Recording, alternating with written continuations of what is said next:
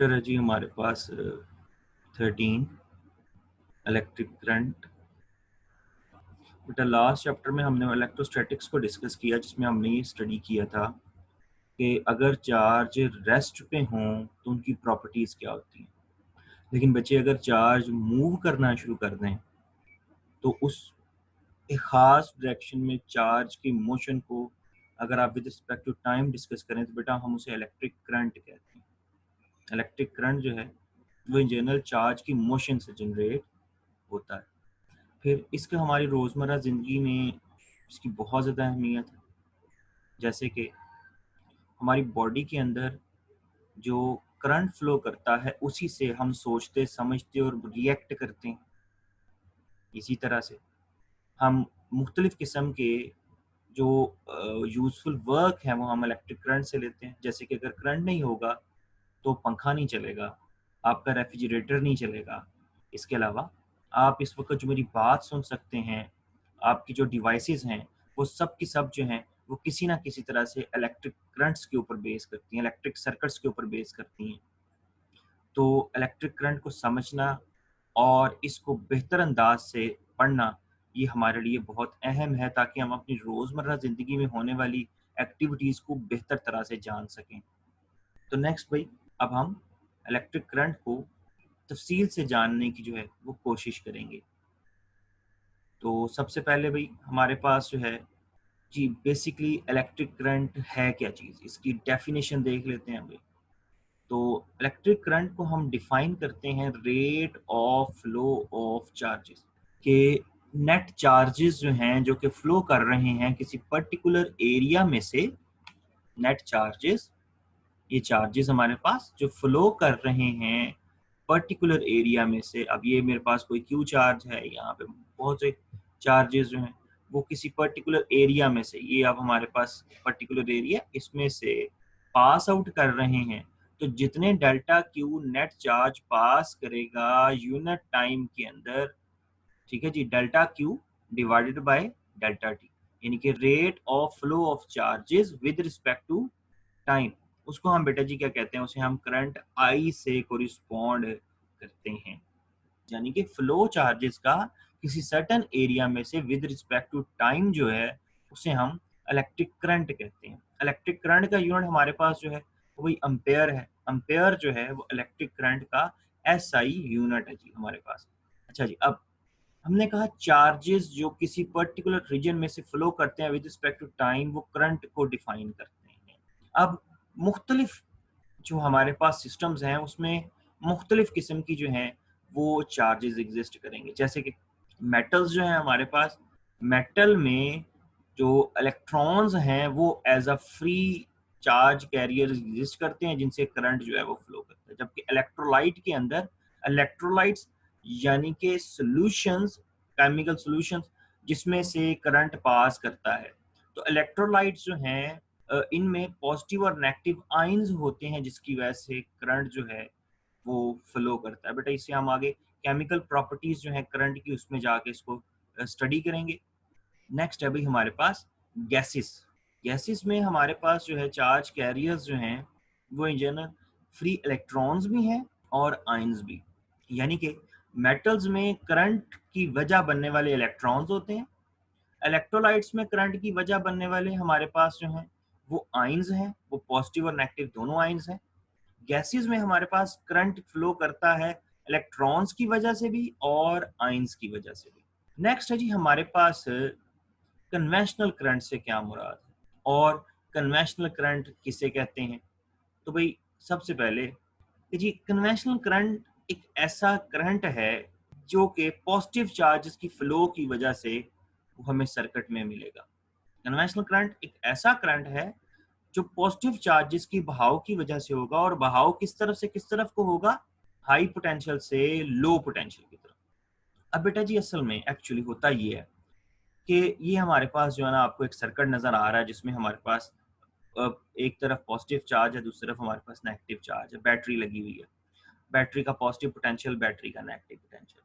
In general होता ये है कि करंट फ्लो करता है इलेक्ट्रॉन्स की वजह से, क्योंकि वायर जो है वो मेटल से बनी हुई होती है और मेटल्स में हमारे पास फ्री इलेक्ट्रॉन्स हैं। अब भाई ये इलेक्ट्रॉन्स जो हैं ये फ्लो करना शुरू करेंगे और आप देख रहे हैं ये इलेक्ट्रॉन्स जो हैं वो बैटरी के नेगेटिव टर्मिनल से फ्लो करते हुए जो है ना वो इलेक्ट्रिक बल्ब में से पास करते हैं। उसके बाद जो है ना लाइट सोर्स बल्ब जो है वो रोशन हो जाता है। देन ये फ्लो करते हुए हमारे पास जो है वो बैटरी के पॉजिटिव टर्मिनल तक पहुंच जाते हैं। तो जी जो इलेक्ट्रॉन्स हैं वो तो फ्लो कर रहे हैं बैटरी के नेगेटिव टर्मिनल से बैटरी के पॉजिटिव टर्मिनल तक। इसको हम कहते हैं इलेक्ट्रॉनिक करंट। इसको क्या कहते हैं भाई? इसको हम कहते हैं इलेक्ट्रॉनिक करंट, वो करंट जो इलेक्ट्रॉन्स की वजह से, इलेक्ट्रॉन के फ्लो की वजह से। अब भाई इन जनरल करंट किसी भी मेटल में फ्लो करता है इलेक्ट्रॉन्स की वजह से ही। ठीक है जी, नेक्स्ट। अब इन जनरल हमने एक कन्वेंशन अडॉप्ट की हुई है कि करंट जो है वो हम हमेशा लेंगे बैटरी के पॉजिटिव टर्मिनल से नेगेटिव टर्मिनल की तरफ, हाई पोटेंशियल से लो पोटेंशियल की तरफ। यानी कि जो एक्चुअल करंट की डायरेक्शन हम डिफाइन करते हैं वो हमेशा बैटरी के पॉजिटिव टर्मिनल से नेगेटिव टर्मिनल की तरफ होती है, जो कि इलेक्ट्रॉन के बहाव के ऑपोजिट डायरेक्शन है। अगर इलेक्ट्रॉन अगर नेगेटिव से पॉजिटिव की तरफ जा रहे हैं तो हम सपोज करते हैं, मैं अगेन कह रहा हूं सपोज करते हैं, हम कन्वेंशनली ये सपोज करते हैं कि करंट जो है वो फ्लो करता है पॉजिटिव चार्जेस की वजह से जो कि पॉजिटिव से नेगेटिव जाते हैं, और उसको हम कन्वेंशनल करंट का नाम देते हैं। जो आई करंट अगर आप इसकी डायरेक्शन देखो तो ये इलेक्ट्रॉन की डायरेक्शन के ऑपोजिट है, इसको हम कन्वेंशनल करंट कहते हैं। अब तो फिर बात क्या होगी जी, करंट फ्लो करता है इलेक्ट्रॉन्स की वजह से, लेकिन हम कहते हैं जी इलेक्ट्रॉन की वजह से नहीं करता, सपोज करते हैं, बल्कि वो पॉजिटिव चार्जेस की वजह से फ्लो करता है और हाई पोटेंशियल से लो की तरफ फ्लो करता है। ये हमारी कन्वेंशन है बेटा। कन्वेंशन का मतलब होता है रिवाज। ठीक है जी, कोई भी ऐसी चीज जो कि रिवाज बन जाए, चाहे वो ठीक हो चाहे वो गलत हो। जैसे कि यहाँ पर एक्चुअली करंट का जो फ्लो है वो है तो इलेक्ट्रॉन्स की वजह से, लेकिन हमने क्या रिवाज सेट किया हुआ है? हमने ये रिवाज बनाया हुआ है कि जी हमने करंट की डायरेक्शन हमेशा कौन सी देनी है? इलेक्ट्रॉन की डायरेक्शन के ऑपोजिट, जिसको हमने कन्वेंशनल करंट कहना है। और हम सपोज करते हैं कि जी पॉजिटिव चार्ज फ्लो कर रहे हैं, लेकिन एक्चुअली इलेक्ट्रॉन्स जो कि नेगेटिव चार्ज कैरियर्स हैं वो फ्लो कर रहे होते हैं। असल में इसकी वजह ये है कि पहली वजह इसकी सिंपल है, वो क्या कि ऐसा करने से सर्किट जो है उस पर कोई फर्क नहीं पड़ेगा। जो करंट की प्रॉपर्टीज हैं वो जो पहले थी वही रहेंगी, कोई किसी किस्म का मसला जो है नहीं होगा। ठीक है जी। अच्छा, अब करंट की डायरेक्शन हमेशा क्या होती है?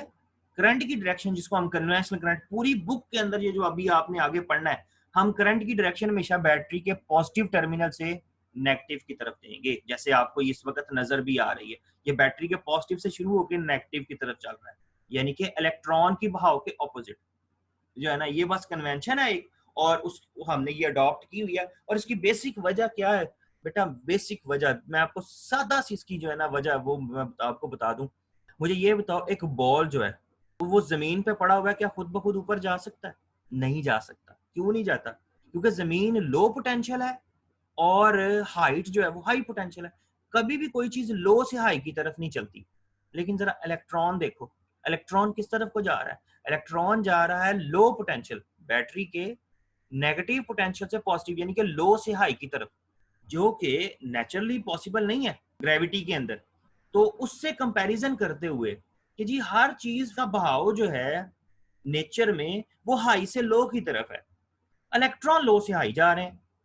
तो फिर इस चीज को ज़हन में रखते हुए हमने एक कन्वेंशन अडॉप्ट कर ली कि हम करंट को डायरेक्शन हमेशा देंगे वो जो कि किस तरफ से किस तरफ को, हाई पोटेंशियल से लो पोटेंशियल की तरफ हो।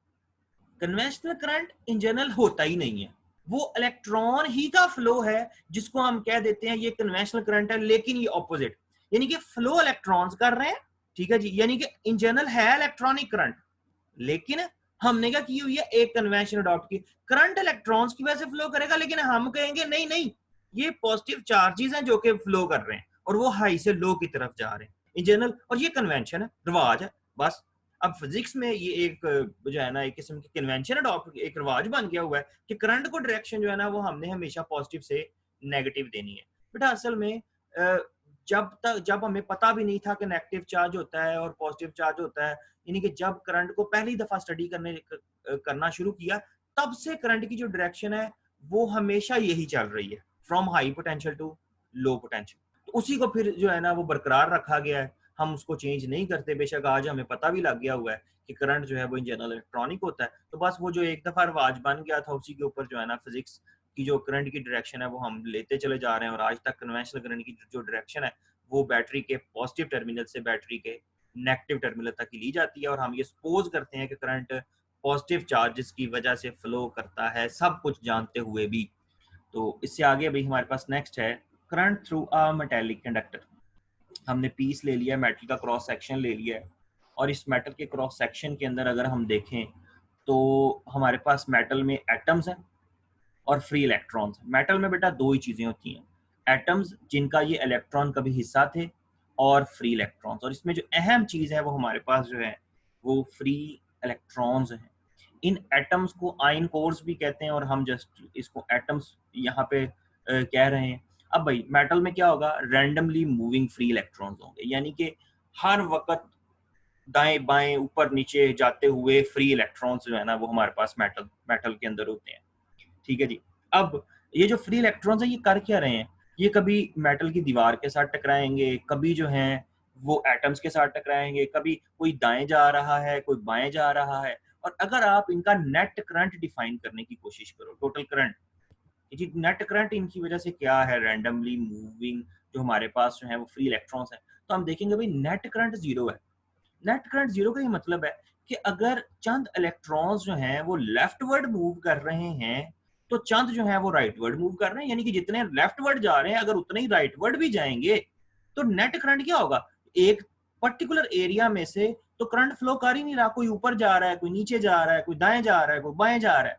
तो जनरल इसका क्या मतलब है, नेट करंट हमारे पास क्या होगा भाई, जीरो। लेकिन अगर आप ये चाहते हो कि इस मेटल के पीस में से करंट फ्लो करे तो हम ये करते हैं कि हम भाई एक बैटरी अटैच कर देते हैं दोनों तरफ में। ठीक है जी। जब आप बैटरी लगाओगे जो है ना इस कंडक्टर के दोनों तरफ में, तो हम क्या नोट करते हैं भाई, अब इलेक्ट्रॉन्स जो हैं वो रैंडमली मूव करने की बजाय, ज्यादातर इलेक्ट्रॉन्स जो हैं वो अब रैंडमली मूव करने की बजाय बैटरी के नेगेटिव टर्मिनल से पॉजिटिव की तरफ मूव करना शुरू कर दिए। किसने, इलेक्ट्रॉन्स ने। जब आपने बैटरी कनेक्ट की है तो वो क्या करते हैं इलेक्ट्रॉन्स, वो एक फोर्स सी महसूस करते हैं बैटरी की वजह से, और वो इलेक्ट्रॉन्स उस फोर्स के जेर असर ज्यादा इलेक्ट्रॉन्स नेगेटिव से पॉजिटिव की तरफ मूव करना शुरू कर देते हैं।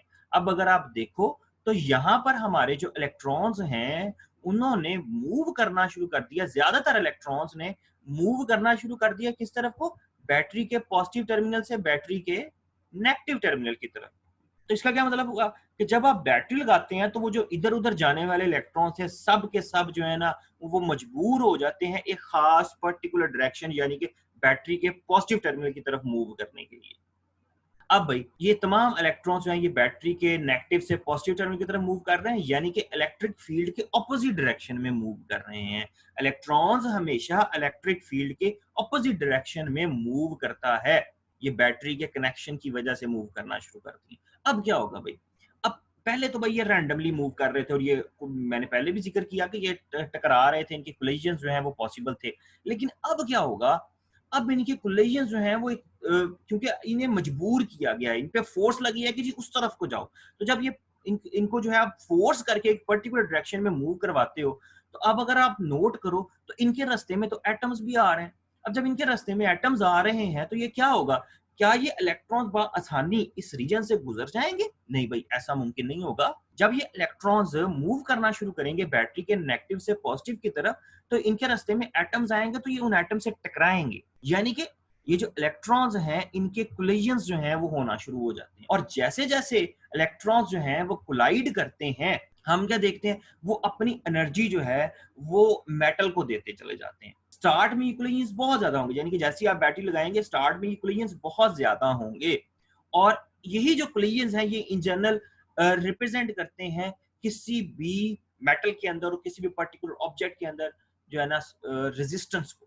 अब क्योंकि जब ये इलेक्ट्रॉन्स का फ्लो जो है वो इन जनरल करंट को कॉरिस्पॉन्ड करता है, और अगर कोलिजन्स होंगे, टकराव होगा, ये इलेक्ट्रॉन्स हैं ये एटम्स के साथ टकराएंगे तो ये तो रुकेंगे, अगर ये रुकेंगे तो इसका क्या मतलब है कि जी इलेक्ट्रॉन्स का फ्लो रुक रहा है, और अगर इलेक्ट्रॉन्स के फ्लो में कमी आ रही है तो इसका मतलब है करंट कम फ्लो करेगा, यानी कि रेजिस्टेंस ज्यादा है। तो एक्चुअली ये चीज याद रखनी है कि जब भी इलेक्ट्रॉन्स किसी मेटल में से मूव करते हैं तो उस मेटल के अंदर जो एटम्स अवेलेबल होते हैं उनसे टकराते हैं। जब टकराएंगे तो टकराने से उनकी एनर्जी कम हो जाती है इलेक्ट्रॉन्स की, और टकरा के ये इलेक्ट्रॉन्स जो है ये रुकेंगे। जब ये इलेक्ट्रॉन्स रुकेंगे तो इसका क्या मतलब है, यहाँ पर ये जो एटम्स हैं ये रेजिस्टेंस का सबब बनते हैं। तो जो किसी भी चीज की जो रेजिस्टेंस होती है वो उसके अंदर पाए जाने वाले एटम्स हैं जिनसे इलेक्ट्रॉन्स टकराते हैं, और टकरा के उनका फ्लो जो है वो रुक जाता है।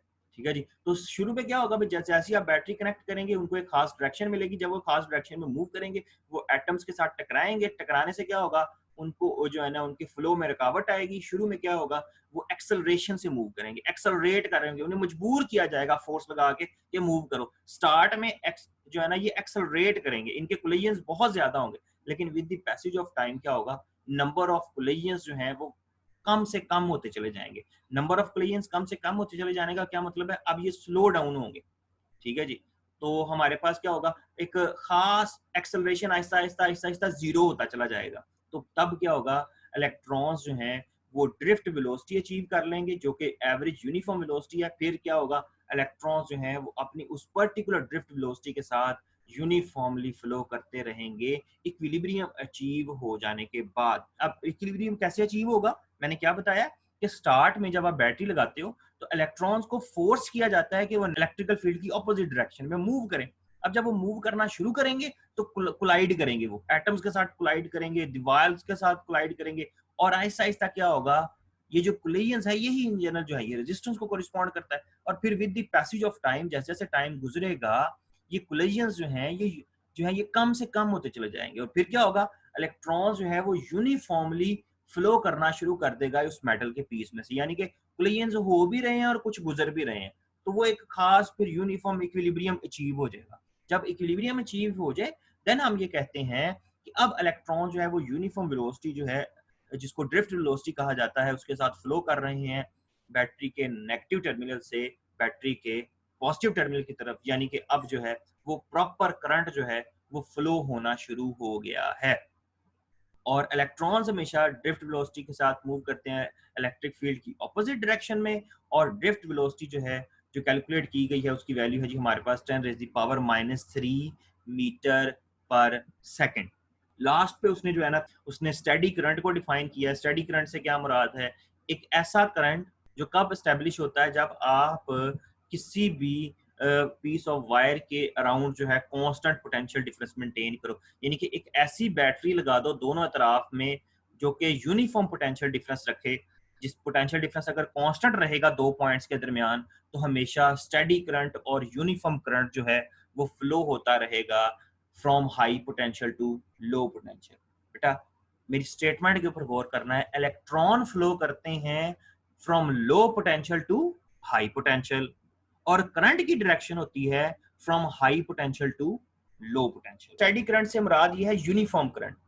जब आप दो पॉइंट्स के दरमियान कांस्टेंट पोटेंशियल डिफरेंस रखोगे ना, कांस्टेंट पोटेंशियल डिफरेंस का क्या मतलब है कि हाई पोटेंशियल लो पोटेंशियल एक जैसा रहेगा, तो क्या होगा, यूनिफॉर्म करंट जो है वो फ्लो होता रहेगा। उस यूनिफॉर्म करंट को हम स्टेडी करंट कहते हैं। बेटा सिंपल सी बात है, आप एक सेल लेकर आते हो मार्केट से, आप सेल लेकर, फर्ज करो तो शिबा का सेल लेकर आए आप, या 555 का कोई भी जो आप सेल लेकर आए हो, आपने वो जो है ना वॉच में घड़ी में लगा दिया है। अब क्या होगा, जब तक उसके अंदर केमिकल रिएक्शंस हो रहे हैं कांस्टेंट पोटेंशियल डिफरेंस है, करंट फ्लो होता रहेगा, हम कहेंगे जी स्टेडी करंट फ्लो हो रहा है। लेकिन आहिस्ता आहिस्ता क्या होगा, जब सेल खराब होना शुरू होगा तो क्या होगा, आपने कभी देखा है घड़ी स्लो हो जाती है।